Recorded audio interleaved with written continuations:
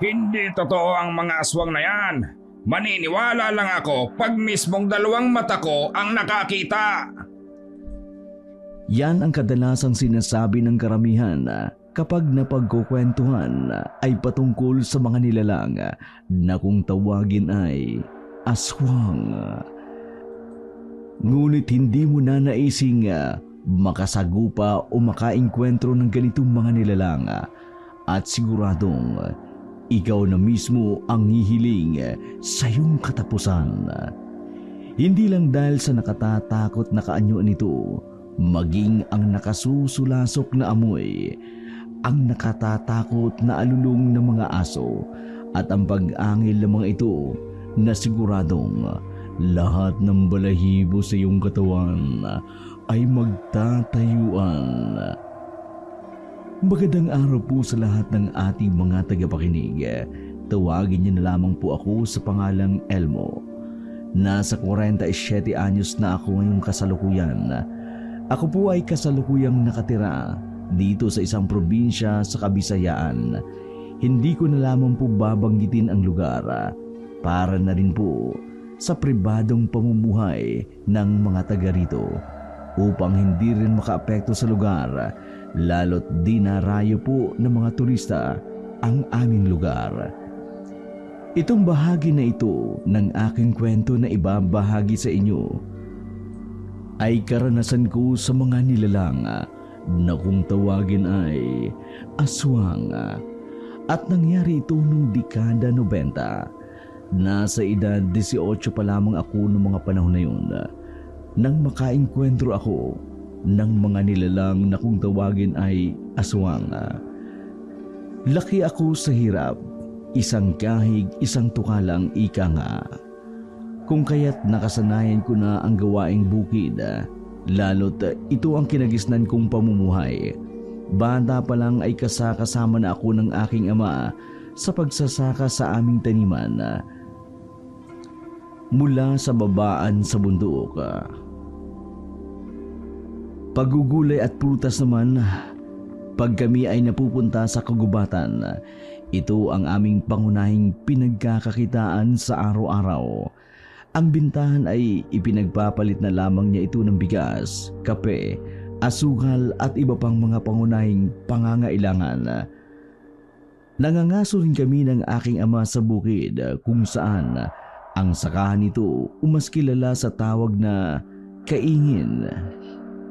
At katabi nito ang masukal na gubat kung saan bihirang may pumupuntang tao at kung meron man, tiyak na mangangaso rin.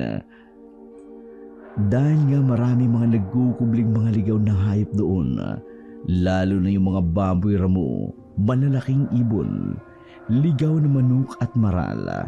Ang maral dito sa amin ay maihahalin tulad sa pusa, pero di hamak na mas malaki ito. Kadalasang kulay ng balahibo nito ay maihahalin tulad sa tigre. Sa madaling salita, ligaw na pusa o pusang gubat. Araw ng linggo yun, nagmagaya ang aking ama na mangaso kami sa hapon dahil marami raw siyang namataang mga ligaw na hayop na maaari naming mahuli. Kinabukasan, kaarawan ng aking ina kung kaya't naisipan niyang mangaso. Baka raw sakaling swertein kami at makarami kami ng huli. Dahil nga mahirap lamang kami, wala kaming sapat na pera para bumili ng karni sa bayan. 4:00 iyon na magpaalam kami sa aking ina para gumayak patungong kagubatan. Nasa ibabang bahagi ng palayan ang aming kinaroroonan at nasa taas naman ang mga pananim gaya ng mga gulay at prutas. Sa amin mismo ang lupang sinasaka namin dahil minana pa ito ng aking ama sa kanyang yumaong mga magulang. May iilang kapitbahay din kaming naninirahan na hindi kalayuan at ito ang minsang sinusuhulan ni Tatang. Sa tuwing nagpapatulong ito sa aming sakahan, "Elmo, Daanan mo nga si paring Kaloy at sasama raw siya sa atin sa pangangaso. Bilisan mo lamang at bago dumilim, dapat makarating na tayo sa gubat. Nang sa ganon, makapaglagay tayo ng mga bitag. Marami akong namataang mga maral sa ating gulayan doon. Naglakad kami noon at dahil dadaanan namin ang bahay ni Tio Kaloy patungo sa gubat, tinakbo ko iyon para yayain siya. Saktong kararating ko lang naman sa bahay ni Tio Kaloy, sinalubong niya na ako. Oh, Elmo, nasaan ang tatang mo? Sabi niya mangangaso kayo. Nandun ho. Papunta na nga po kami sa gubat, Ninong. Pinadaanan ka lamang po sa akin. Tara na ho. Kailangan daw bago maggabi, nasa gubat na tayo. Ganon ba? Sige. Tara na. Sandali at kukunin ko lang ang mga gamit ko sa pangangaso. Pagkagayak niya ay lumakad na rin kami. Pumanik naman kami patungong gubat at tahimik lamang kaming naglalakad para makiramdam sa paligid at nagbabaka sakaling may mamamataan kaming iba pang mga ligaw na hayop na pwede naming habulin o bitangin. Oh, Elmo anak, dito ka lang muna ha at kami ni Ninong Kaloy mo. Kami ang maglalagay ng mga bitag. Napakasukal kasi ng parteng yun sa dulo. Dito mo na lamang kami hintayin, ha? Babalik din kami kaagad kapag natapos na namin. Sige utang. Magmamatsyag na lang po ako sa paligid. Baka sakaling makahuli din po ako ng mga ligaw na kuneho. Nagpalinga-linga ako sa paligid. Mag-aalas 6 na iyon at nag-aagaw ng liwanag at dilim sa kakahuyan. Kung kaya't naisipan ko, habang wala pa sila, ay maglilibot-libot muna ako. Baka sakaling makahuli rin ako ng mga labuyo. Ilahas o ligaw na manok, ito po ang tawag ng iba. Sigurado ako, marami sa mga iyon ay tamang pagkakataon pa dahil nga naghahanap ang mga ito ng kanilang pahingahan. Sa paglilibot ko naman, hindi naman ako nabigo. May nahuli nga akong isang kuneho at mabilis iyong nabitag ng dala kong lambat. May 2 labuyo pa akong nahuli. Napangiti ako ng mga oras na yun dahil napag-isip-isip ko, makatitikim na naman ako ng ginataang manok. Lalo na kaarawan kinabukasan ni Ninang. At pihadong matutuwa rin iyon, lalo na ang aking ama. At habang bitbit ko ang mga nahuli ko, binuksan ko ang flashlight na di bateryang dala ko para magbigay liwanag sa aking daraanan. Dahil sa puntong yun, magdidilim na at alam kong ako'y papalayo na sa ibiniling lugar ng aking ama. Habang naglalakad at sa tulong ng dala ko pang ilaw, may namataan akong mga hinog na saging sa aking dinaraanan. Ganon din ang katabi nitong puno. Ang puno ng kalamansi na hitik sa bunga. Sumilay ang ngiti sa aking mga labi. Kapag sinuswerte ka nga naman, matutuwa talaga si Nanang nito pag uwi namin. Lalo na kapag nakitang marami kaming dala. May ilalaga na naman siyang saba. At ang kalamansi, pwede naming maibenta sa palengke. Ang daming bunga ng kalamansi at ang lalaki pa. May magagamit pa kaming pang-asim sa iba pang putahe na lulutuin bukas na pwedeng timpla ng kalamansi na ito. Tiba-tiba talaga. Habang abala ako sa pamimitas ng mga bunga, inilagay ko muna ang mga nahuli kong mga ligaw na hayop, pati na rin ang kinuha kong mga hinog na saging at inilagay iyon sa sako. Sa puntong yun, hindi ko namamalayan.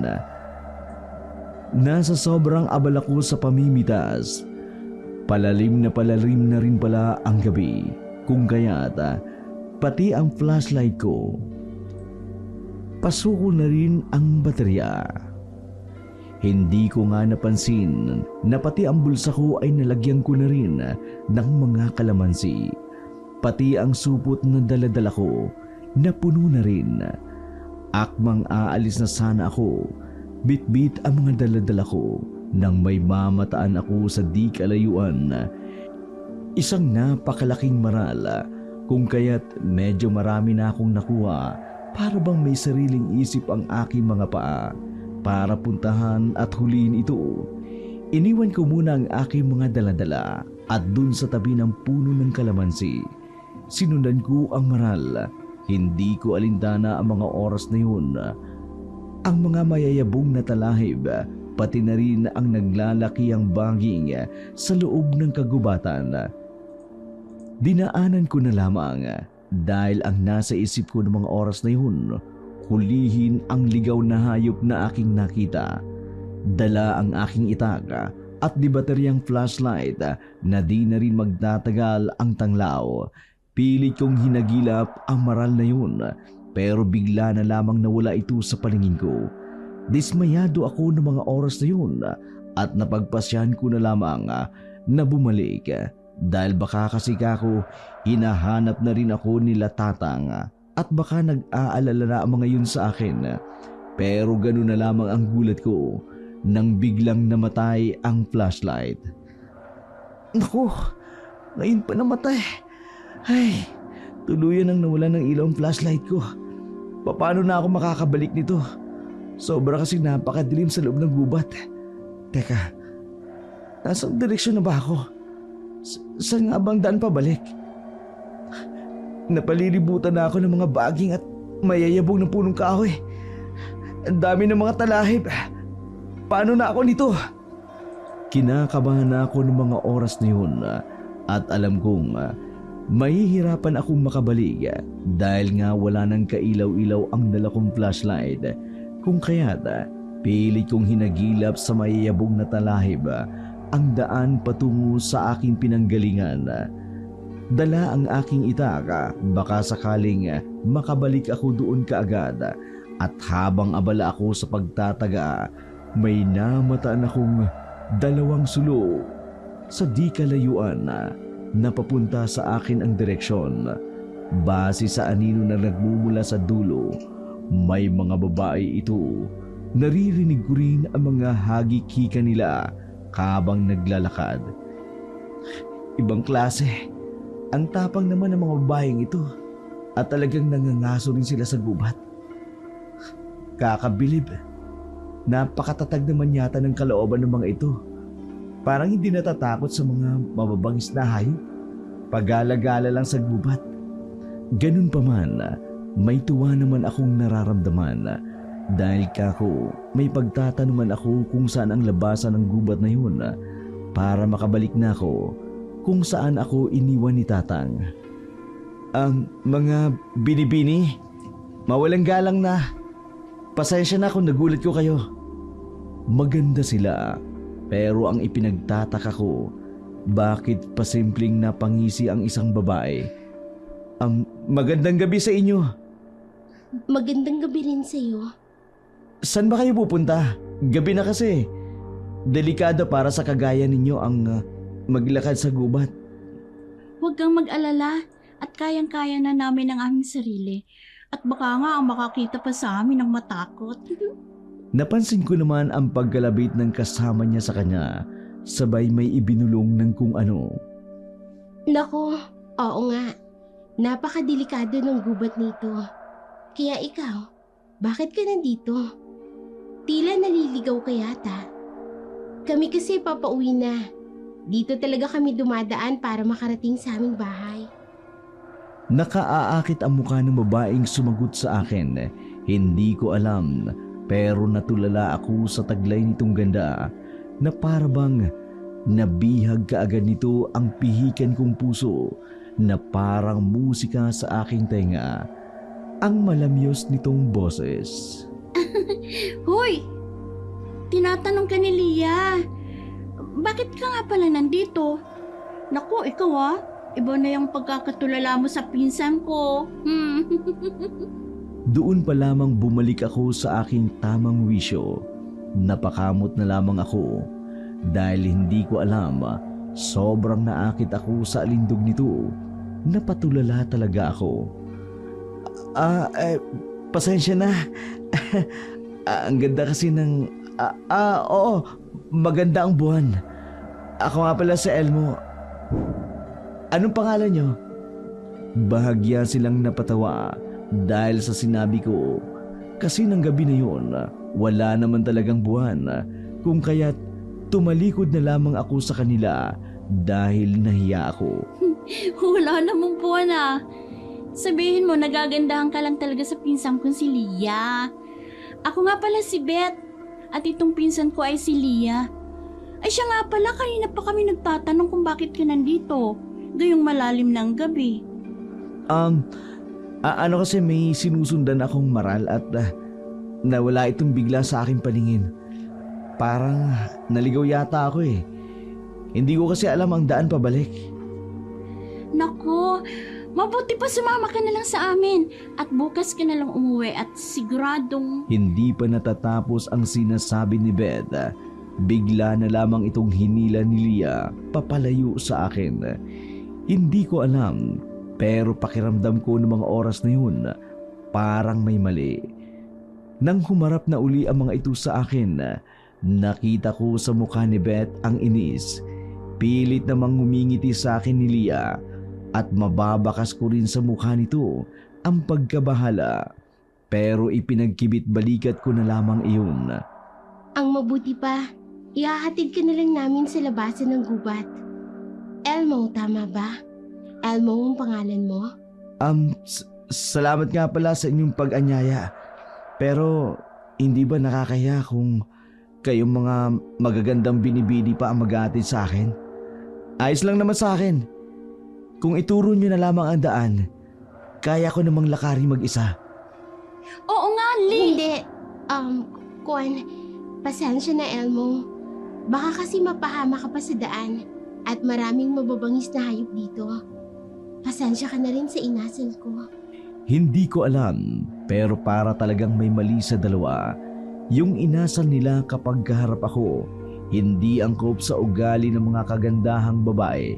Pero pilit ko pa rin isinasawalang bahala dahil baka kako nagmamagandang loob lamang ang mga iyon, kaya hindi na rin ako nakatanggi sa paanyaya nilang ihatid ako sa labasan. Nagsimula na kaming maglakad. Isang makitid at makipot na daan, kung hindi ako nagkakamali. Bihira lamang iyong daanan dahil nagtataasan ang mga talahib. Ngunit hindi pa kami nakalalayo. Nagsalita sa aming likuran. Sa gulat nga namin, parehas kaming napalingon. Napahawak ang dalawang babae sa kanilang mga dibdib. At saan kayo sa tingin niyo pupunta, Lia, Beth? At may panauhin pala kayong dala. Bakit hindi niyo anyayahang tumungo sa ating baryo? Nang sa ganon, magkaroon naman tayo ng munting salo-salo. May mahabang balbas ang lalaking, palagay ko'y nasa edad 60. Purong puti na ang buhok nito, pero kahit matanda na, halata sa pangangatawan nito na malakas pa rin ito dahil tuwid pa rin itong tumayo. Ikaw pala, Tatang Gibo. Ihahatid lang namin si Elmo sa labasan ng gubat. At paggabi na rin kasi. Tara na, Elmo. Oo nga, Kagibo. Babalik din kami kaagad. At inanyayahan din namin siya. Pero hinahanap na raw siya ng kanyang ama. Di ba, Elmo? Palihim na sumenya sa akin ang dalawa at sinabing sakyan ko na lamang ang sinasabi nila. Tumango na lamang ako dahil nakuha ko naman kaagad ang nais nilang sabihin dahil sa kilos nilang dalawa. Halatang may kinatatakutan ang mga ito. Oo nga ho, Manong. Sige ho, mauna na ho kami. Pasensya na ho kayo. Sa susunod na lang ho siguro, mamamasyal ako sa inyo. Ganyan ka ba talagang tumanggap ng paanyaya, bata? Parang wala ka namang respeto niyan. Halika, sumama ka sa amin at di ko rin naman papayagan itong anak kong si Lia na sumabay pa upang maghatid sa iyo sa labasan. Ang mabuti pa, sumama ka na lang sa amin sa baryo at may munting salo-salong magaganap doon. Sa sinabi niyang yun, may kung ano sa akin na kapag tinatanggihan ko yun, may mangyayaring hindi maganda. Kaya kahit anong pilit ni Leia at Beth, hindi ko na rin ito pinansin. Bagkus, sinabihan ko pa ang mga ito na tumuloy na muna kami sa kanila. Tama naman ang tatay ni Leah. Ika nga, dahil paggabi na rin ng mga oras na yun, wala na nang nagawa ang dalawang babaeng kasama ko. Sumunod kami sa ama nito na si Kagibo. Pero habang tinatahak namin ang daan, napansin kong hindi mapakali si Leah, ganun din si Beth. Nang walang ano-ano'y, bigla na lamang akong hinila ni Beth dahil nauna itong maglakad. Elmo, kung ako sa'yo, mas pipiliin kong wag nilang sumama. Hindi mo magugustuhan ang mangyayari sa'yo kapag nakarating ka sa aming baryo. Mapapahamak ang buhay mo. Nako, ikaw talaga, Beth. Parang isang gabi lang naman ako sa inyo. Huwag kang mag-alala. Dahil sinabi naman ng ama ni Leia, may munting salo-salo lang naman daw. Ano ba sinasabi mong mapapahamak? Hoy Beth, huwag mo nang ang pagsabihan ng kung ano-ano ang ating bisita. Ganyan ba kayong tumanggap ng bisita? Yayain mo na siya at nag-aantay na ang mga taga-baryo sa atin. Pihadong lalamig na ang ating inihain doon. Opo. Halika na, Elmo. Sa pananalita naman ni Beth, halatang suko na ito at maging si Leah ay napapansin kong nababahala na din ito. Nagulat pa nga ako nang bigla niyang inilapit ang mukha niya sa akin. Buong akala ko'y hahalikan na ako nito. Pero ganun na lamang ang gulat ko nang may ibulong ito sa tenga ko. Huli na, para tanggihan ko pa ang pagsama sa kanila. Elmo, sana hindi ka na sumama dito. Inilalagay mo lang ang sarili mo sa kamatayan. Mga lahing aswang kami. At kapag niyaya ka ni ama na kumain mamaya, wag na wag mong titikman ang pagkain. Dahil lalasunin ka rin nila at gagawing pagkain. Magsasalita pa sana ako nang biglang magsalita ang ama ni Leah na si Kagibo. Napansin kong sa kasusunod ko pala sa kanila, nakarating na kami sa kanila nang hindi ko namamalayan. Mga kalahi ko, hali kayo't dalhin ang ating panauhin sa ating kubong kainan at ating ipagdiwang ang kanyang pagdating. Nagulat ako dahil naghiyawan ang mga tao roon. Doon ko nahalatang nasasabik ito mula sa kanilang narinig. At kung hindi ako nagkakamali, si Kagibo ang pinuno sa kanila. Tatang, wag na ho kayong mag-abala sa ating mga kalahi. Kami na po ni Beth ang bahalang magdala kay Elmo doon. Pero sa ngayon, sasamahan muna namin siya sa kubo upang makapagpahinga muna ito. At susunod kami mamaya para kumain.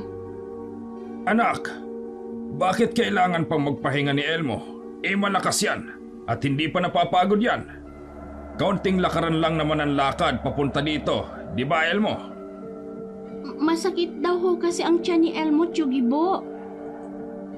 Kaya mamaya na raw siya kakain. Nahihiya raw ho kasi siyang sabihin sa inyo, di ba Elmo? Oo nga po, Kagibo. Magpapasama lang naman sana ako kay Leah at kay Beth para makapagpahinga muna. Pero wag po kayong mag-alala. Kapag wala na po ang sakit sa tiyan ko, makikisayaw ako sa inyo mamaya. Dahil sa mga tingin ng mga tao sa paligid ko, mukhang kakainin na ako nito ng buhay.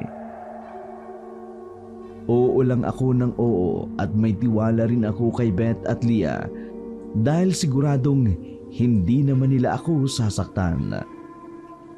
Kung ganon, sige. Mga kalahi, hayaan na natin si Elmo kina Leah at Beth. Hali kayo at magluluto pa tayo ng ibang putahe upang mamaya ay makakain naman ng kakaiba si Elmo. Leah, Beth, huwag niyo akong bibigoin. Bantayan niyong mabuti si Elmo at baka mapano yan. Pagkasabi ni Hyun, tumalikod na siya at napasingot-singot pa na nakasunod naman sa kanya ang mga kalahi raw nito. Hindi ko mawari ang kilos ng mga ito. Tila mga asong ulol. Hindi rin nalilingid sa akin ang pagsenyas nito sa mga kalalakihang bantayan raw ako gamit ang mga senyas ng kamay nito. Ganon din ang matatalim na titig nito kay Beth at kay Leah. Huwag kayong mag-alala, Tatang. Kami na po ang bahala kay Elmo. At hindi siya makakawala pa. Susunod na lamang po kami doon mamaya sa inyo. Pangako po yan.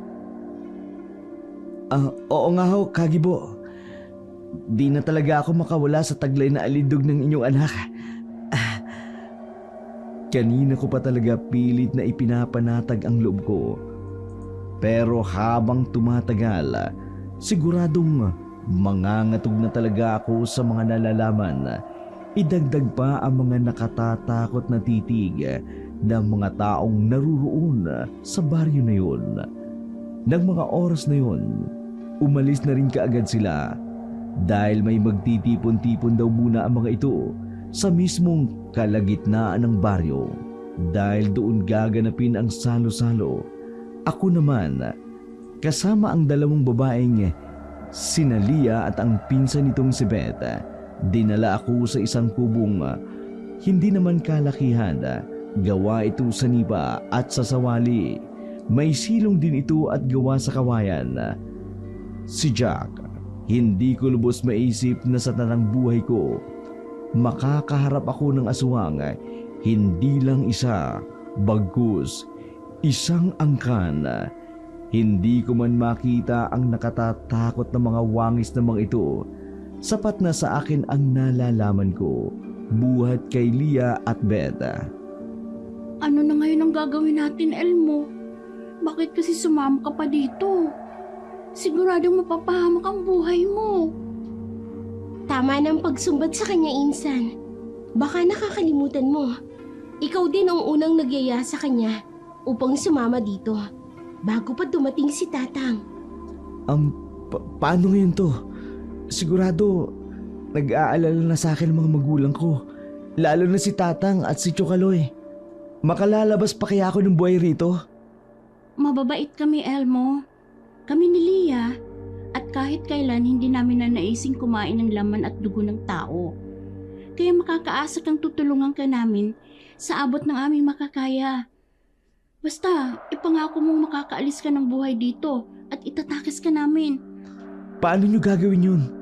Kung dadalawa lamang kayo, buong angkan nyo, yun yung makakalaban nyo.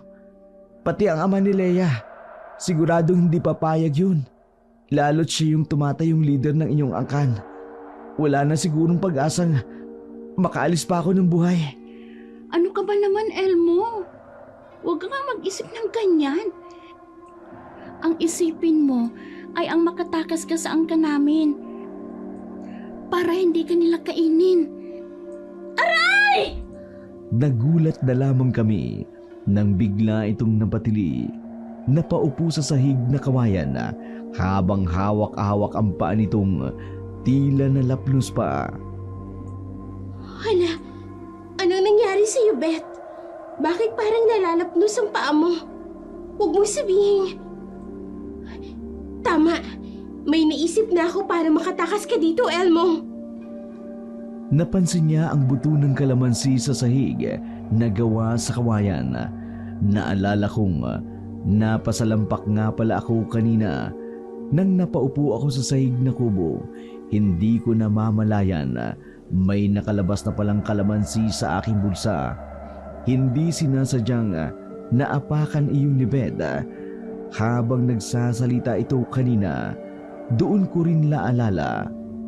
2 bulsa ko pala ang may laman noon at mainam daw iyon na pangontra sa mga aswang. Kung ganun, takot kayo sa kalamansi? Salamat naman kung ganun. Kapag sinuswerte ka nga naman. Saan mo nakuha yun, Elmo? Bakit ka may dala niyan? Oo, takot kami sa kalamansi. Isa ang kalamansi sa lason para sa aming mga lahing aswang. Ah, ganun ba? Doon sa gubat, kung saan ko namataan ang mga maral. Kaya sinundan ko ito. Marami pa ako doon, iniwan ko lang doon sa isa kong supot. Saan banda mo ito iniwan? Kailangan ding makahingi tayo ng tulong mula sa babaan ng bundok. Hindi pwedeng tayong tatlong lalaban kinatatang at tsak na mahihirapan tayo. Sawa na rin kasi ako sa kanilang pamumuno dito sa aming baryo. Hindi ko kailanman nanaising maging katulad nilang hayok sa laman. Mas gugustuhin ko pang mamuhay ng normal, katulad mo, Elmo. May naisip akong plano, Lia. Elmo. Ano? May ibinulong ito sa amin. Napangiti naman kami sa plano nitong naisip. Tsak na mauubos nga ang mga kalahi nila na nakatira sa baryo na yun kung magtatagumpay kami. Sigurado ba kayo sa plano nyo? Paano naman ang inyong mga kalahi? Lalo na ang iyong ama, Leia. Sigurado na ako, Elmo. Kung ang kapalit naman ito'y katahimikan at kapayapaan para sa mga normal na tao, gagawin ko. Kahit isakripisyo pa namin ang aming buhay, madaig lamang ang aming mga kalahi. Tulad ng sabi ko kanina, gusto ko ng normal na buhay. Yung malaya akong makakahalubilo sa mga tao sa babaan ng bundok. Ganun rin sa bayan. Kaya buo ng aking pasya. Wala rin namang saysay pa kung mananatiling ganito na lamang kami habang buhay dito sa bundok. Kitang-kita ko ang pagdaloy ng luha nito sa kanyang mga mata. Wala sa sariling nilapitan ko ito at pinahid. Niyakap ko rin ito at ramdam ko ang hirap na naging pasya nito. Noong una, nabigla siya. Pero kalaunan, niyakap na rin ako. At napahugulhul ito ng tuluyan sa aking balikat. Wala na tayong oras. Mamaya na kayo magdrama. Kapag nagtagumpay na tayo. At pinsan kong Leia, kung sakaling hindi tayo magtagumpay, ay lalaban pa rin ako para sa inyong kaligtasan ni Elmo. Alam ko ang nararamdaman ninyo para sa isa't isa. Kaya handa kong ibuwis ang buhay ko para sa inyo. Maraming salamat nga pala sa pagturing mo sa akin bilang isang tunay na kapatid. Hanggang sa kabilang buhay, ay tatanawin ko pa rin isang malaking utang na loob sa iyo. Maraming salamat. Magtatagumpay tayo, Beth. Isasama kita sa paglaya ko mula sa ating angkan. Matatalo natin sila. Tama na itong iyakan. Sige na, aalis na ako, Leia. Elmo, habang abala pa ang lahat sa kubong kainan. At pangako, babalik ako kasama ang pupuksa sa ating angkan, Leia.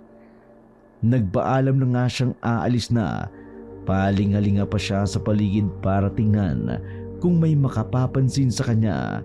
Nang masiguro niyang walang makakahalata, mabilis siyang umalis. Narinig na lamang namin ang pagaspas ng pakpak papalayo sa kubo na wari isang malaking ibon. Babalikan kita dito, Elmo. At huwag na huwag kang lalabas hanggat hindi ako nakakabalik. Maliwanag? Kukuha lang ako ng paglalagyan ng katas ng kalamansing yan. Umalis na rin si Leia. Mabilis na lumabas ito ng kubo habang ako naman naiwang hinihiwa ang mga kalamansi. Ang plano kasi namin sa kalamansi na aking dala ay siya kong ipipiga sa mga lambanog na kadalasan nilang iniinom, lalo't may salo-salong magaganap ngayon sa kanilang kubong kainan. Patnubayan nawa ako ng Diyos. Magtagumpay sana kami sa aming plano. Marami pa po akong gustong gawin sa buhay ko, Diyos ko. Gusto ko pang bumuo ng pamilya kasama si Leia. Nakaramdam ako ng takot at pag-aalala na baka hindi umayon sa amin ang pagkakataon.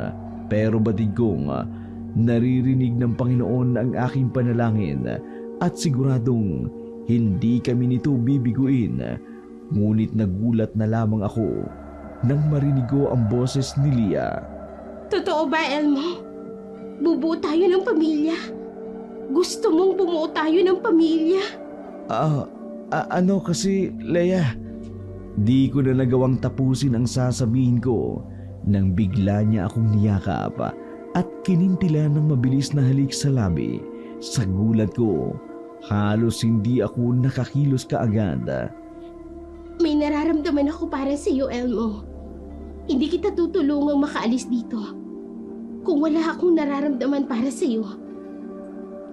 Unang kita ko pa lang sa iyo, alam kong ikaw na magpapatibok ng puso ko.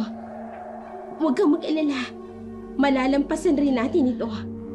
Sama-sama nating lalabanan ang aming kalahi. Sabay-sabay tayong aalis dito ng buhay, Elmo. Napangiti ako sa sinabi niya. Di ko alam. May pagtingin din pala siya sa akin. Hindi ko na alintana kung nasa panganib ang buhay ko. Ang buhay namin. Hindi ko rin inaasahan na sa kanya pa mismo nang galing ang mga salitang iyon. Ang mahalaga, amin ang panahon na yun at nalaman naming pareho na mahal namin ang isa't isa at yun ang aming panghahawakan upang magtagumpay sa labang kahaharapin namin. Pakibilisan mo na yung pagpiga sa lagayan ng lambanog para may ihalo ng mabuti, Elmo. Baka kasi nagtataka na si Ama kung bakit wala pa tayo ron. Pihadong naghihintay na ang mga yun doon sa atin. Hindi naman kita pwedeng tulungan dyan. Magpapaso ang balat ko niyan. Meron siyang dinalang isang lambanog at yun ang pinigian ko ng katas ng kalamansi at yun ang gagamitin namin mamaya para sa salo-salo. Kumbaga, yun ang naisip ni Beth na pwedeng ipanulak pagkatapos kumain. Pwede rin iyong maging pangtoma nila mamaya. Hindi nga nagtagal, natapos ko na rin ang inililigpit ko ang mga balat nito para hindi mapansin ng mga kalahi ni Lia na gumamit kami ng kalamansi para ilason sa kanila. Pagkatapos nga noon, siya namang saktong pagdating ng ama ni Lia upang kami ay sunduin dahil bakit daw ang tagal namin at naiinip na raw sila sa amin. Maging ang pagkain raw ay lumalamig na. Lia, anak! Ano't ang tagal nyo yata dyan? Nako, naiinip na ang mga kalahi natin dun sa kubong kainan. Maging ang mga pagkain ay lumalamig na. Bilisan nyo dyan! Ang ayoko pa naman sa lahat ay yung ako ang naghihintay. Halata sa boses ng lalaki na hindi siya makapaghantay dahil kung tutuusin, 2 oras na rin kasi sa kubo kaya siguradong naiinip na sila. Sa pagkakatanda ko, nasa 10:30 na ng gabi ng mga oras na yun. Agad kaming lumabas at tumungo sa sinasabi nilang kubong kainan. Elmo, wag na wag kang mawawala sa wisyo mo mamaya Siguraduhin mong hindi ka papalpak sa ating plano.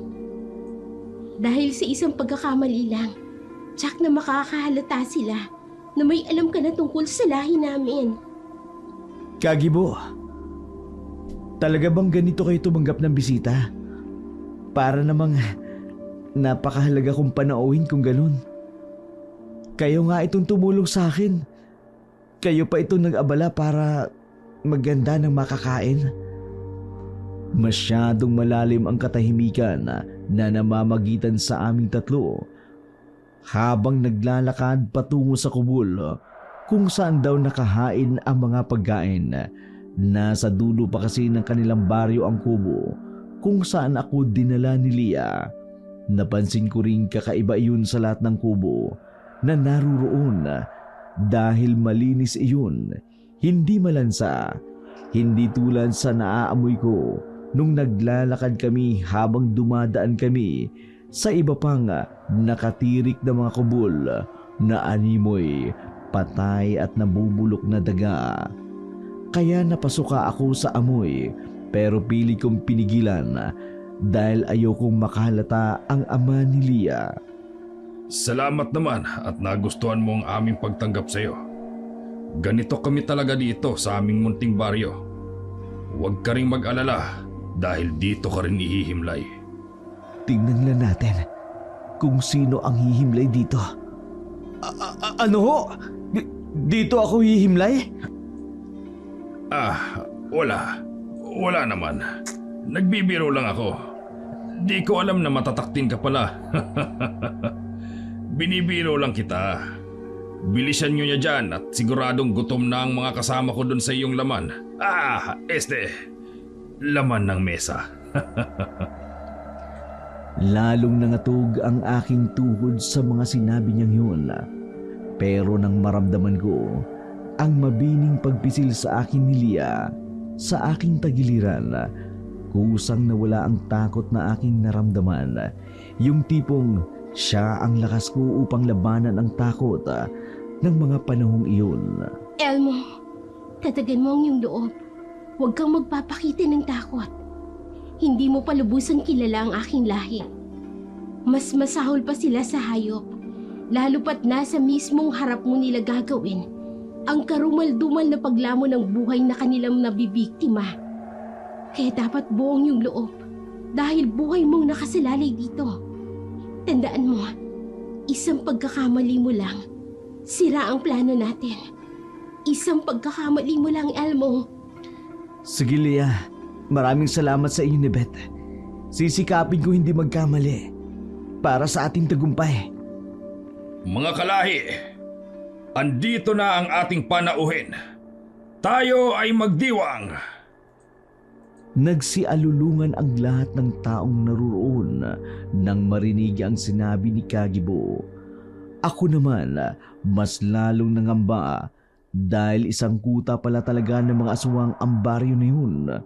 Yung iba naman, napansin ko pang tumutulo ng malalapot na laway tapos nanlilisik ang kanilang mga mata na nasa direksyon ko ang tingin. Mabuti pa kumain na tayo, Tatang. Gutom na kasi ako. Ikaw rin, hindi ba, Elmo? Oo, katunayan nga po. Kanina pa talaga ako nagugutom. Tinitiis ko lang dahil nahihiya naman ako magsabi kay... sa inyo. Kung ganon, hali kayo. Samahan nyo kami sa kubol kainan. Pasok kayo dito. Sana magustuhan mo ang aming hinihanda. Ganon din ang aming munting sorpresa sa'yo. Simulan na ang kasiyahan! Dumagongdong din ang tunog ng tambol na siya namang sinabayan ng iilang naruroon sa pag-indak. Bali ang itsura ng kubol na kainan. Merong 4 na haligi, ngunit wala namang dingding. Pero may bubong itong gawa sa nipa. May isang mahabang lamesa sa gitna na puno ng iba't ibang putahe. Halos puro karne. Natatakam ako ng mga oras na yun. Gusto kong sunggaban ang kanilang inihain. Ngunit nahihiya naman ako sa mga titig nila sa akin. Idagdag pa ang pasimpleng kurot ni Lia kapag tinitingnan ko sila mata sa mata. Sumenya siya na wag akong tumikim. Maupo kayo, Lia, Elmo. Sabayan niyo ako sa pagkain. Huwag kang mahiya, Elmo. Lia, ikaw na ang bahala sa bisita mo. Pakainin mo ng marami dahil espesyal lahat ng inihanda natin para sa kanya. Opo, Tatang. Ako na pong bahala kay Elmo. Elmo, halika na. Umupo na tayo. Bigyan mo siya ng maraming makakain. Ayaw kong magutom ang bisita mo. Eto, patikim mo sa kanya.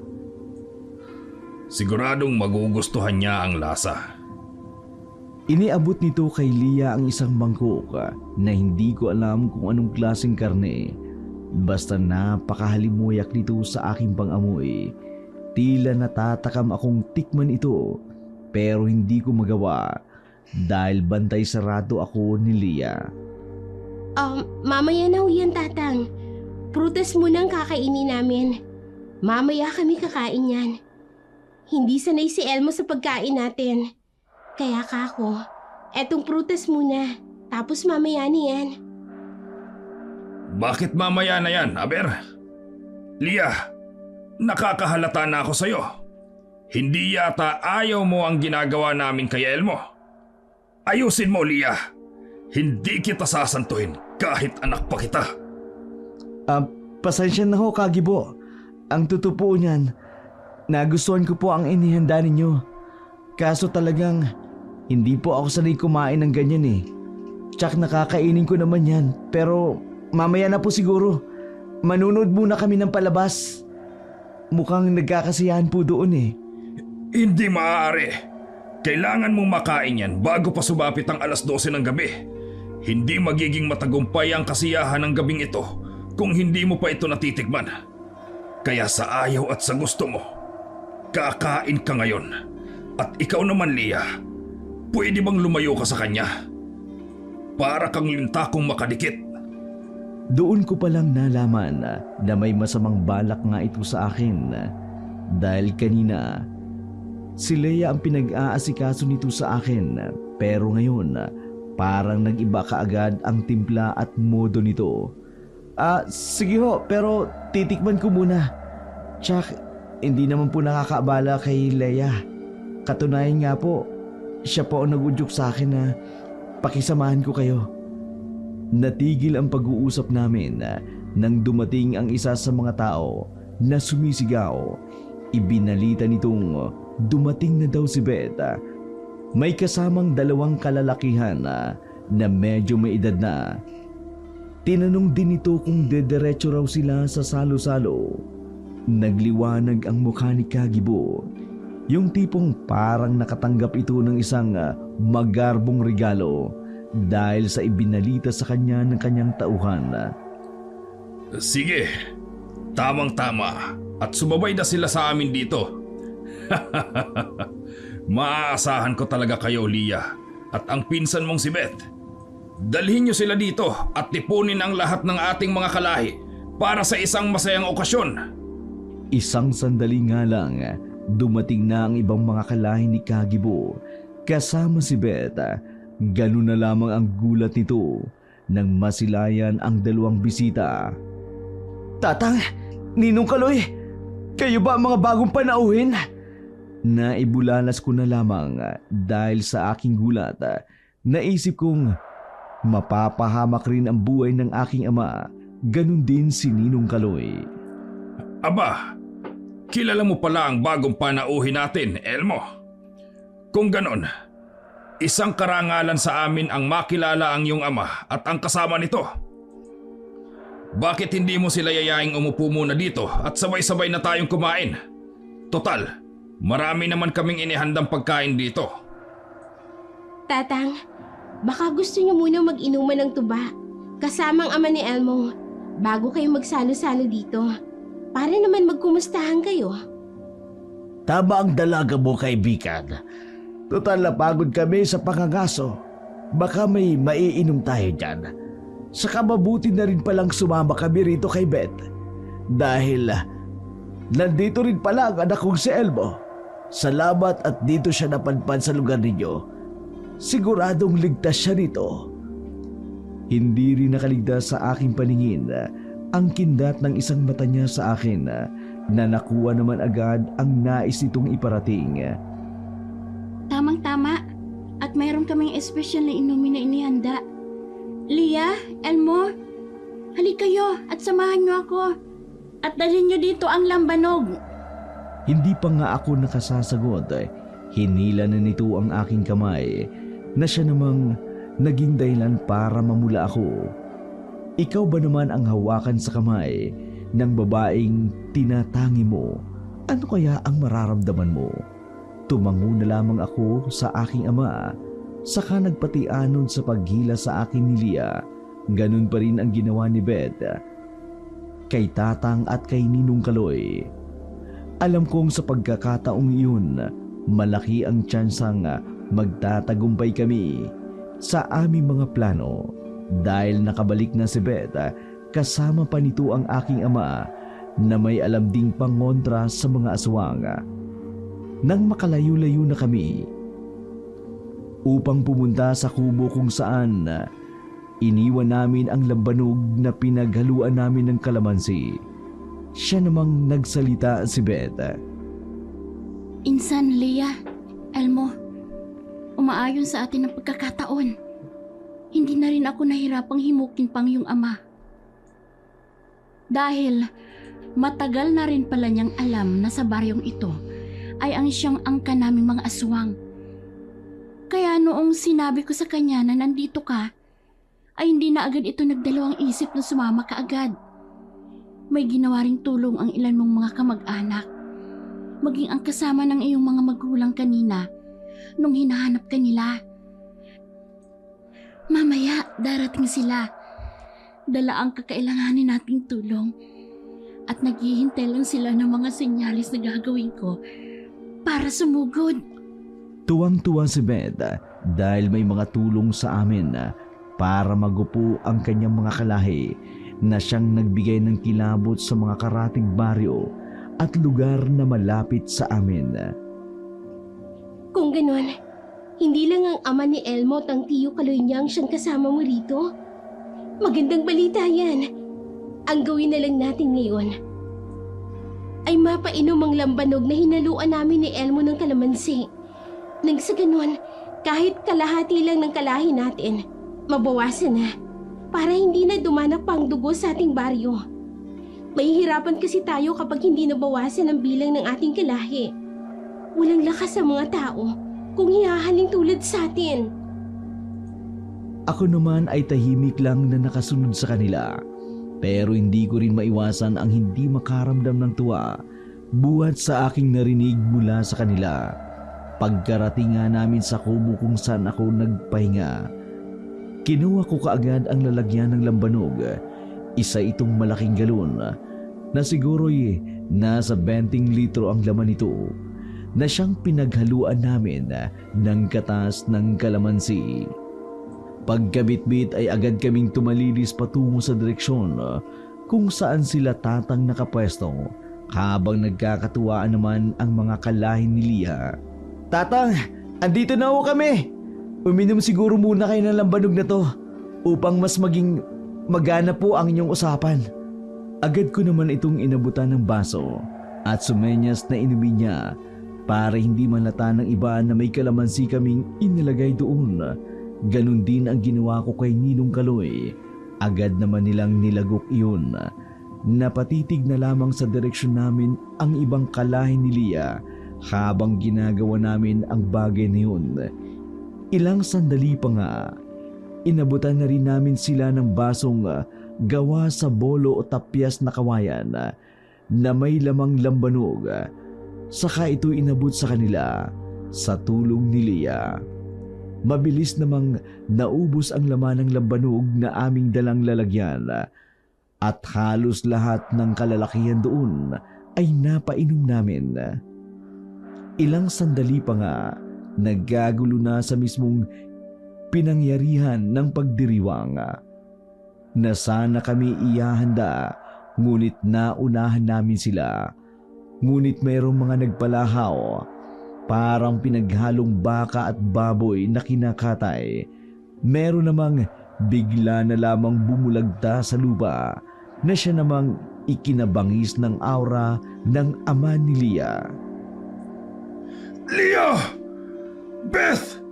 Ano ito? Mga traidor kayo! Bakit nyo nagawa sa akin to? Bakit nyo nagawa sa mga kalahi natin to?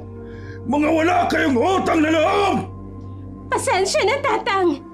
Ngunit hindi na namin matiis pa na makulong sa baryong ito.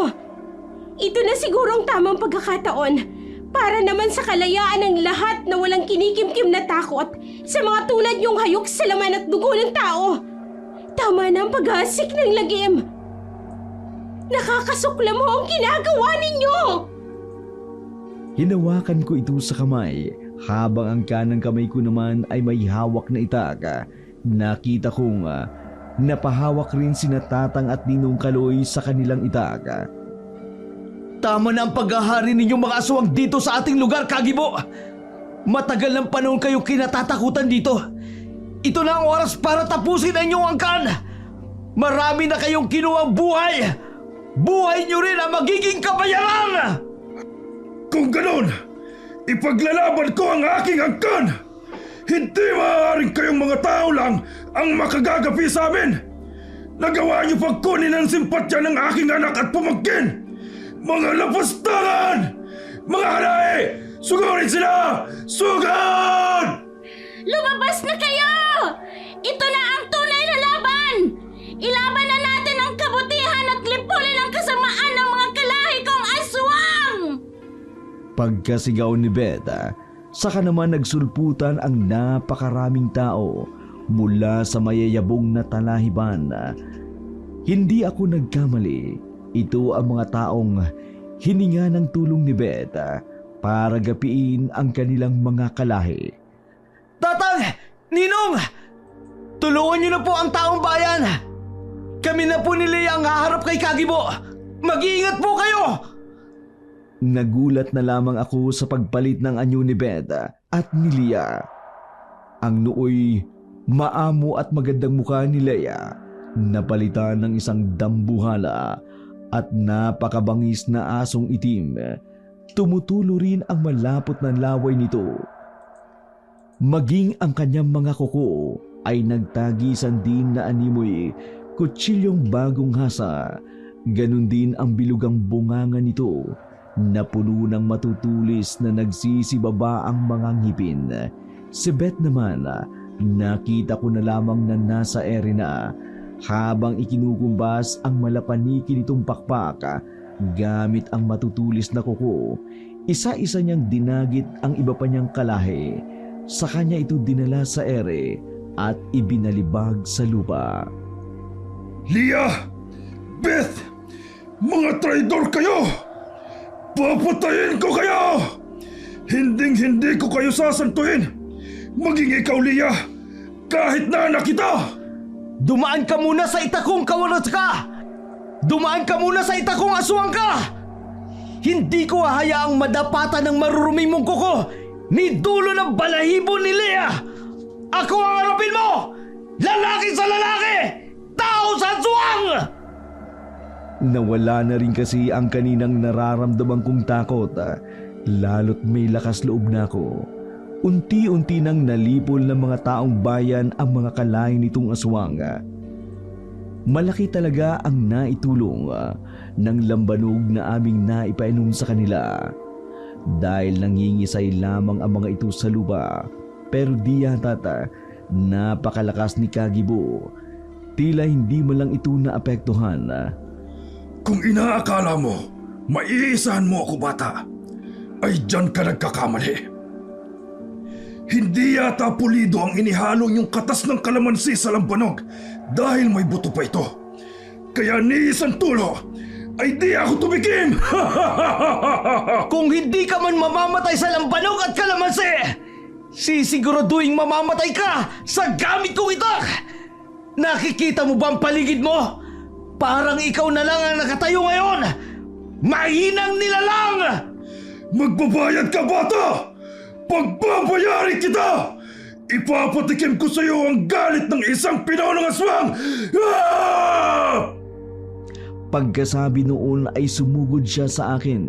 Sa gulat ko nga, dahil sa bilis nito, nakatayo na lamang ako at natulala sa kanya. Pero nagitla ako nang biglang tumalon si Leia na nasa anyong mabangis na aso at tinulak ako at napasalampak ako sa lupa. Pagbaling ko sa mga ito, napaibabawa na ito ng kanyang ama, si Kagibo. Ngunit pilit na sinasakmal ito ang paa ng kanyang ama. Hindi ako nagdalawang isip na tumayo kaagad at tumakbo ako kung saan silang naruroon. Walang habas na pinagtatataga ko ng itak. Hindi ko tinigilan hanggat hindi napuputol ang isang paa nito.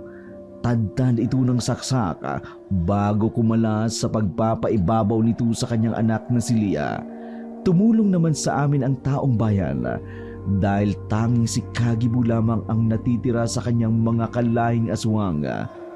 Elmo, kami na bahala kay Leia! Tapusin mo na ang damuhong halimaw na yan bago pa yan makatakas! Binitiwan ko ang aking dalang itaka. Saka kinuha ko kay Ninong Kaloy ang dala nitong pinatulis na bolo ng kawayan. Saka itinakbo sa direksyon kung saan naruroon si Kagibo. Habang iniinda ang sakit, buhat sa ginawa kong pagputol sa kanyang paa, hindi rin ito nagawang pagalingin pa dahil ang talim ng itak na ginamit ko sa kanya, pinahiran ko ng katas ng kalamansi. Ano ngayong Kagibo? Akala ko pa naman malakas ka. Bakit tila yata mayabang ka lang dahil sa mga kalahi mo? Napakahina mo naman palang nilalang. Wala ka na bang sasabihin bago kita lagutan ng hininga? Walang hiya ka, Elmo. Tinuring ka naming bisita. Pero ito ang kinanti mo sa amin. Wala kang utang na loob. Nahirapan na siyang magsalita dahil sa sakit na dinanas nito mula sa putol niyang paa. Nanlilisik sa galit ang kanyang mga mata. Ano ka mo, Kagibo? Itinuring na bisita? Salamat naman kung ganon.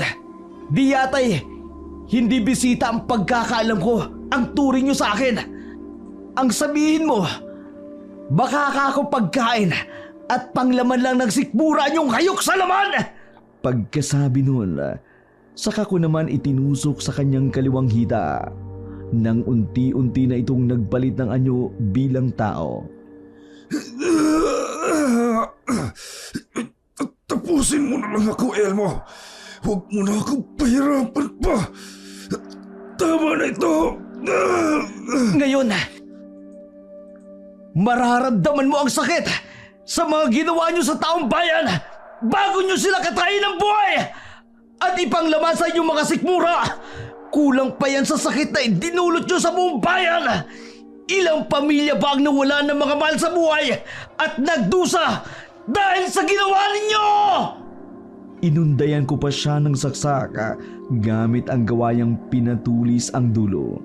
Palahaw naman itong palahaw sa sakit habang unti-unting nalalagutan ng hininga hanggang bawian na nga ito ng buhay. Matapos noon, napasalambak na lamang ako sa lupa dahil sa pagod. Di ko lubos maisip na makakaengkwentro ako ng mga aswang.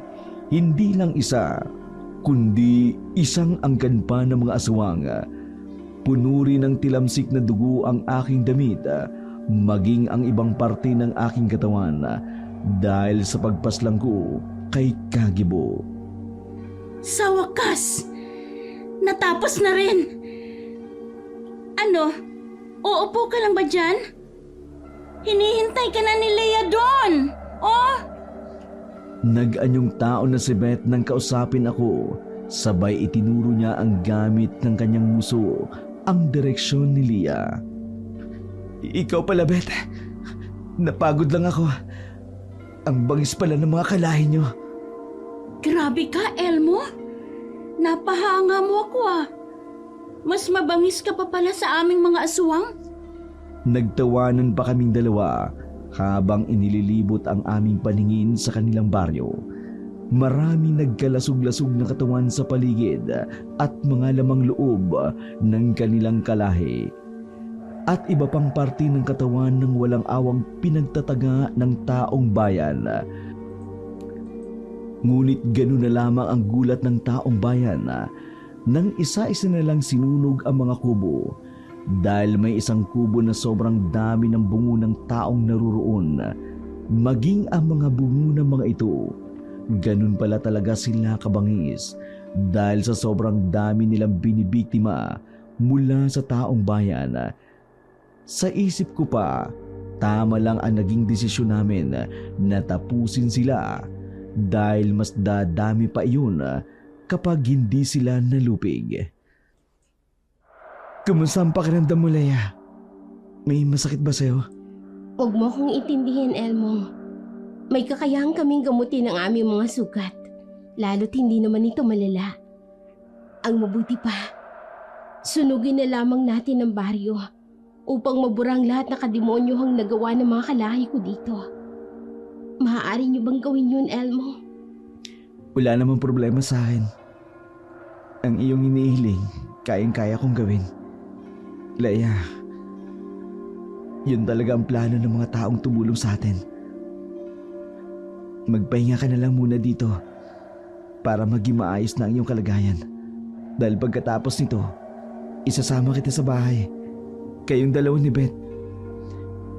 Maraming salamat sa inyo. Utang ko sa inyo ang aking buhay. Kaya ngayon, hayaan niyo ako naman ang bumawi sa inyo. Pagkatapos ng madamdaming usaping iyon, siya namang tinipo namin ni Tatang ang lahat ng aming kasamahan upang isangguni sa kanila ang nais ni Lia. Lahat ng mga bangkay ng mga aswang ay tinipon iyon. Sinunog para masiguradong abo na lang ang mga ito.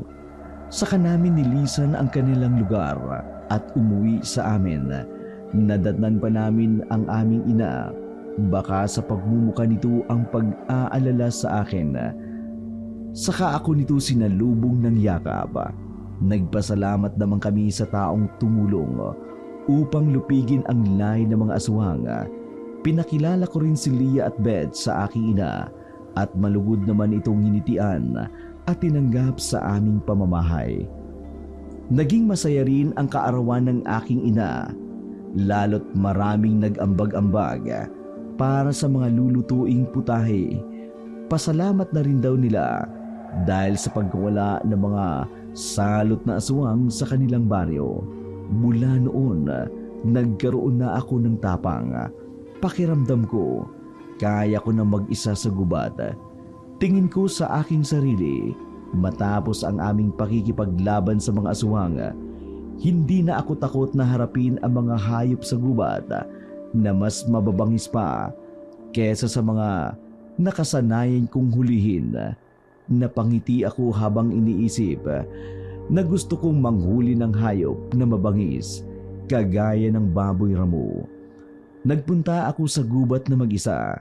Kadalasan kasi hindi ako pinapayagan ni Tatang na mag-isa akong mangaso. Kaya hindi na ako nagpaalam sa kanya. Pasipol-sipol ako habang naglalakad sa gubat. Tinalasan ko na lamang ang aking pakiramdam para marinig ang kaluskus ng mga hayop sa gubat. Ayun, may naririnig ako doon. Siguro baboy ramo yun. Ayos, makakahuli rin ako. Sana yung malaki. Matutuwa si Tatang at Nanang pag nakauwi ako na may malaking baboy ramo. Saka matutuwa si Lia kapag nakita niyang may inuwi akong malaking hayop. Gusto ko nang huliin ang baboy ramong yun. Dahan-dahan akong lumapit sa pinagmumulan ng kaluskus. Maingat kong hinawi ang damo hanggang sa makita ko ang baboy ramo na abalang sumusungkal sa lupa. Inihanda ko ang dala kong lubid. Nilagyan ko yun ng silo sa dulo. Kumuha ako ng magandang tiyempo para ihagis ang silo ng lubid sa ulo mismo ng baboy ramo. Nagulat ang hayop dahil sa ginawa ko. Bigla itong tumalon, dahilan para lalong pumasok ang ulo niya sa silo. Sumagad ito hanggang sa leeg. Pagkatapos ay nagwala na ang baboy ramo. Nagtatakbo ito ng mabilis at kung saan-saan lumulusot. Dahil hawak ko ang lubid, nahatak ko ito. Panay naman ang iwas ko sa mga mababanggaang puno at matatalim na damo dahil nahatak din ako ng baboy ramo. Kinaladkad pa ako nito. Uy, tigil! Saan mo ko dadalhin? Mas mabuti kung sa bahay mo ko iuwi. Para solve ng problema nating dalawa. Tumigil ka ng baboy ramo! Puro galos na ako! Indo naman! Sigaw ako ng sigaw habang hinahatak ng baboy ramo na yun. Habang inihigit ko ang lubid, lalo itong nagwawala. Maya-maya'y huminto ang baboy ramo dahil mukhang napagod na siya sa katatakbo. Palagay ko'y pareho kaming hinihingal. Nakita ko ang malaking puno. Umikot ako doon ng 2 ulit para maitali ko ang dulo ng lubid. Pagkatapos ay binitiwan ko. Saka naman hinarap ang baboy ramo. Nanlilisik ang tingin niya sa akin. Galit na galit ang mga pangil nito na ibinabaon sa lupa. Panay ang sugod niya sa akin, pero dahil nakatali siya sa puno, hindi niya ako magawang lapitan. Sinubukan kong lapitan ang baboy ramo para maitali ang mga paa nito, pero nagwawala siya. Kaya hirap na hirap ako. Sa lakas niya, nakita kong mapapatid niya na ang lubid. Binilisan ko ang aking kilos. Sinilo ko ang mga paa niya para lalo siyang magwala. Hanggang sa tuluyan ng mapatid ang lubid. Sinuhod niya ako dahil sa galit. Nagtatakbo naman ako palayo sa kanya. Pero naman, hindi niya ako tinantanan. Tama na nga! Hindi na nga kita uhulihin. Sabi ko nga hindi ako ganun kalakas para manghuli ng malaking hayop. Doon ako sa mga maral. Kakainis naman. Tumigil ka na, uy! Napapagod na ako sa katatakbo! Sa katatakbo ko, may nahagip akong mabilis at kakaibang nilalang na nagpalipat-lipat sa sanga ng puno. Sa sobrang bilis nito, hindi ko makita kung ano ang itsura maliban sa mahaba nitong buhok at mabalahibong katawan. Huminto ako sa pagtakbo para tingnan kung ano ang nilalang na yun. Mukhang kakaiba ang nilalang na yun Masaya kaya kung yun na lang ang huliin ko. Kinakain kaya yun? Sinusundan ko ng tingin ang nilalang na yun hanggang sa tumalon ito at lumagapak sa harapan ng baboy ramo. Uy! Pinaghirapan ko yan! Akin na yan! Maghanap ka na lang sa'yo! Ang daya mo naman! Nanlaki ang mga mata ko nang biglang bumuhal ang baboy ramo. Pagkatapos ay nakita ko rin ang dugoang kamay ng nilalang na yun. Mahaba ang kuko nito. At naisip kong sinaksak niya ang liig ng baboy ramo gamit ang matutulis na kuko. Sino ka? Anong hayop ka? Aswang ka ba? Kasi may kilala akong parang kagaya mo Pagkasabi ko noon, humarap siya sa akin. Unti-unti siyang nagpalit ng anyo at naging tao. Napamulagat ako nang makita kong si Lia pala ang aswang na yun. Laglag ang balikat kong pinagmasdan siya. Bakit gano'n ang itsura mo kapag aswang ka? Mas pumangit ka yata. Bakit? Ayaw mo na sa akin kung pangit na ako? Wala naman akong sinabing ganun. Tsaka, pinatay mo ang baboy ramo. Nakakainis. Bakit? Iniuuwi mo ba ng buhay? Nakita ko kanina na ikaw ang sinusugod ng hayop. Mukhang ikaw ang iuuwi niya ng patay sa bahay. Gusto ko nga kasing mahuli ng ganyan. Tapos, iuuwi ko sa'yo. Hindi mo naman sinabi. Pero hindi mo kayang manghuli ng ganyang kalaki at kabangis na hayop. Doon ka muna sa maliliit. Ay, nakakainis. Sige na nga, ikaw na nakapatay sa baboy ramo. Ikaw na magpasa niyan pauwi sa bahay.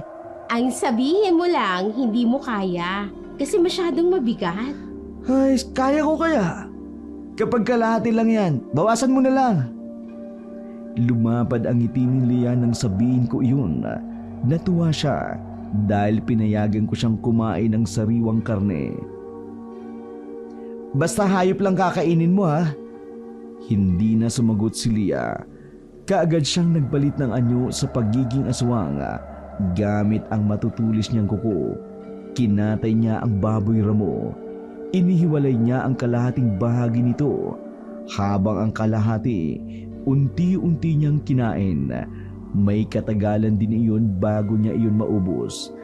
Dahil sa nabusog na siya, napasandal siya sa malaking puno at natulog. Nakagawa naman kaagad ako ng apoy at inihaw ang karne. Kumain din ako habang hinihintay na magising si Lia. Habang natutulog siya, nag-ikot-ikot ako sa gubat. Nagganap ako ng ibang maiuuwi maliban sa karni ng baboy ramo. Nakakuha ako ng ilang gulay na mga pampalasa. Pagbalik ko sa pwesto, saktong gising na si Lia. bigla niya akong sinigawan. Nanlisik ang mga mata niya at humaba agad ang pangil at kuko. Ako lang to!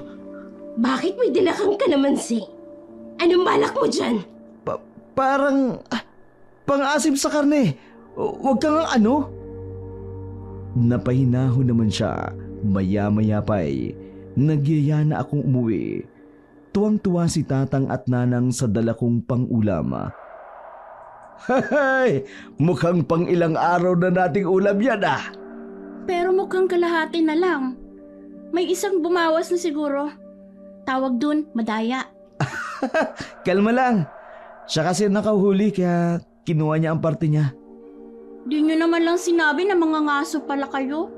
Di sana sumama ako, madadaya. Sa susunod, Insan, sumama ka. Ang totoo, sinundan ko lang naman si Elmo sa gubat. Nakita ko kasi siyang patakas. Nag-aalala ko. Huwag ka nang magpaliwanag. Ay, mukhang hindi na ako mag-aalala sa anak ko. May nagbabantay na sa kanya ng mahigpit. Kasi kung hindi, tsak magiging laman siya ng tiyan. Hala, si Tatang. Nagtawanan silang lahat sa sinabing iyon ni Tatang. Kahit ako'y nakitawa na rin kasi mukhang may punto naman siya. Sa ngayon po, meron na kaming 2 anak ni Lia. Isang babae at isang lalaki. Hindi na nga ako nagkamaling. Si Lia ang maging asawa dahil tudo asikaso siya sa akin. Ganon din sa 2 naming supling. Sadya talagang ang mundo ay pinaninirahan ng iba't ibang nilalang. Huwag lang maging mapanghusgang tao. Siguro, mamuhay tayo sa lahat ng payapa at masaya. Hindi ko po sinasabing tanggapin natin ang mga aswang kasi hindi naman talaga lahat ng aswang ay mababait. Meron talagang masasama. Kagaya rin sila ng mga tao. May mabuti at masama. Kailangan lang nating mag-ingat. Sa ngayon po, masaya kami nagsasama bilang isang pamilya. Si Beth naman, nakatagpo na rin ng lalaking tunay na magmamahal sa kanya. Yung tanggap siya, kahit isa rin siyang aswang, ay mali po pala. Kasi po, aswang din po pala ang napangasawa niya. Hanggang dito na lamang po, Dark Shadow. Naway nagustuhan niyo po ang aking kwento at karanasan kontra sa mga aswang. Sa ngayon, meron na kaming ikta-iktaryang kalamansi dahil ito ang naisip kong itanim sa lupang iniwan sa akin ng aking yumaong mga magulang. Maraming salamat po sa pagpili ng aking istoryang aswang. Sana'y pagpalain po kayo, gayon din po ang inyong YouTube channel. Lubos na gumagalang ang inyong letter sender, Elmo ng Kabisayaan.